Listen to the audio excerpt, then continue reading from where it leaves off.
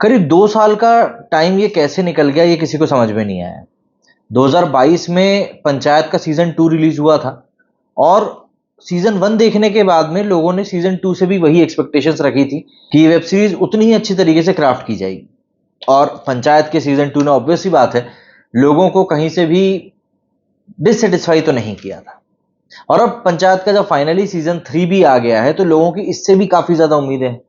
And सबसे interesting बात तो ये रही कि जब पंचायत देखना हमने शुरू किया तो पहले एपिसोड में जो जितेंद्र का पूरा घर दिखाया गया है वो भैया हमारे पड़ोस में ही था। अब कहने की बात तो है कि पड़ोस में शूटिंग हो गई, पता भी नहीं चला। और दरअसल ये पंचायत वालों की शूटिंग का तरीका मेरे को बहुत अच्छा लगा। मतलब ऐसा नहीं था कि इन लोगों ने कोई एरिया ब्लॉक कर दिया था या कुछ किया था। लाइव जो चलता रहता है ना, उसी में बस एक जगह इन्होंने डिसाइड करके वहीं पर इन्होंने जो शॉट्स थे वो निकाल लिए थे। वो आप सीन देखोगे आपको समझ में आ जाएगा कि आजू बाजू के लोग वहां पे पलट कर देख रहे हैं और वो ठीक भी है। सही था, मतलब बाजू में शूटिंग हो गई इतने बड़े वेब शो की और पता भी नहीं चला। खैर, पंचायत के सीजन 2 की बात करें तो उसने जाते जाते दर्शकों की आंखों को देखो नम कर दिया था। और अब शो का तीसरा सीजन भी आ चुका है। पंचायत के सीजन 2 में शुरू हुई प्रधान जी और विधायक की जंग सीजन 3 में भी शुरू है। और चुनाव, जैसा कि हम देख रहे हैं भाई, हमारे देश में भी इस समय चुनाव का माहौल चल रहा है, तो फुलेरा में भी चुनाव सिर पर आ चुके हैं। और विधायक ने प्रधान जी और मंजू देवी समेत पूरे के पूरे फुलेरा वासियों की नाक में दम करके रखा है।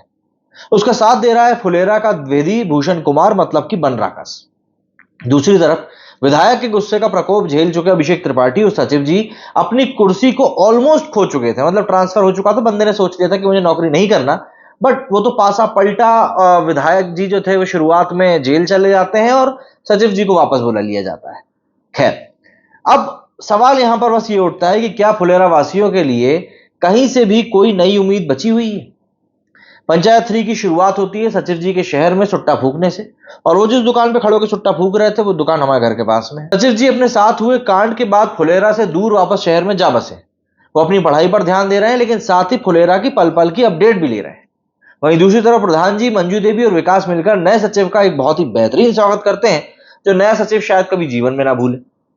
अब देखिए, इस स्वागत के बीच में, इन सब के बीच में प्रहलाद के हाल काफी ज्यादा चिंताजनक है। बेटे के जाने के बाद बेटे के गम में प्रहलाद की हालत बद से बदतर हो चुकी है। अब उनका ज्यादातर वक्त नशे में ही जाता है। दुनिया और लोगों से उनको कोई ज्यादा ऐसा लगाव नहीं है। तो वहीं रिंकी के मन में सचिव जी के लिए प्यार का कमल खिल उठा है। मतलब इस कमल का देश में हो रहे चुनावों से कोई ताल्लुकात नहीं है, ये प्यार का कमल है। इन सभी पर नजर है बनराकस की, जो विधायक के साथ मिलकर गर्दा उड़ाने की पूरी तैयारी में है। और वो विधायक फुलेरा के लोगों का मुंह देखने और उनका नाम सुनने को भी तैयार नहीं है, लेकिन मौका मिलने पर उनके पीछे हाथ पैर धोकर पड़ने की फिराक में वो जरूर बैठा है। इन सबके बीच और भी बहुत कुछ फुलेरा गांव में होता है। पंचायत 3 में इस बार मस्ती और कॉमेडी के साथ साथ काफी पॉलिटिक्स भी देखने के लिए मिलेगी। तो वहीं आपको एक्शन और ट्विस्ट भी देखने के लिए मिलेंगे। इमोशंस की इसमें कोई कोर कसर मेकर्स ने छोड़ी नहीं है। तो ऑब्वियस सी बात है, नया सीजन आपको मजेदार लगने की पूरी प्रोमिसेस लेकर आया है। परफॉर्मेंस के बारे में बात करें तो जितेंद्र कुमार से शुरुआत करते हैं। अपने रोल को उन्होंने बखूबी निभाया है। शुरुआत से ही उन्होंने इसको काफी अच्छे से पकड़ के रखा है और इस बार भी उन्होंने इसमें कोई कसर नहीं छोड़ी। प्रधान जी और मंजू देवी के किरदार में रघुवीर यादव और नीना गुप्ता कमाल के लगे हैं। दोनों की अपनी अलग परफॉर्मेंस तो बढ़िया है ही, साथ ही उनके बीच होने वाली नोकझोंक और लड़ाई को देखना भी काफी ज्यादा मजेदार है। चंदन रॉय ने भी विकास के किरदार को एकदम कस के पकड़ के रखा है। प्रहलाद इस सीजन का वो किरदार है जो आपकी आंखों को दोबारा से नम करने की पूरी कोशिश करेगा। फैजल खान ने अपने किरदार के इमोशंस और पर्सनालिटी के लिए जो बदलाव है उनको लाजवाब तरीके से पर्दे पर उतारा है। भूषण शर्मा उर्फ बनराकस के रोल में दुर्गेश सिंह को देखकर आपको गुस्सा आता है और खिसियाहट भी होती है, और यही बताता है कि एक एक्टर का काम कितना ज्यादा कन्विंसिंग है, कितना ज्यादा अच्छा है। विनोद के किरदार में अशोक काफी मजेदार लगे हैं और क्रांति देवी के किरदार में सुनीता जी काफी मौका परस्त लगी। विधायक हमेशा की तरह दुष्टी है, जिसे देखकर आपका मन उसे कंटाप लगाने का करेगा। और इसका भी सीधा सीधा मतलब यही है कि एक्टर पंकज झा ने अपना किरदार काफी बखूबी निभाया है। रिंकी के रोल में एक्ट्रेस साविका ही आपको थोड़ी बहुत ऑफ कलर दिखाई देंगी, क्योंकि वो थोड़ी सी मतलब ऑड वन आउट सी लगती हैं, समझ में नहीं आता है उनका।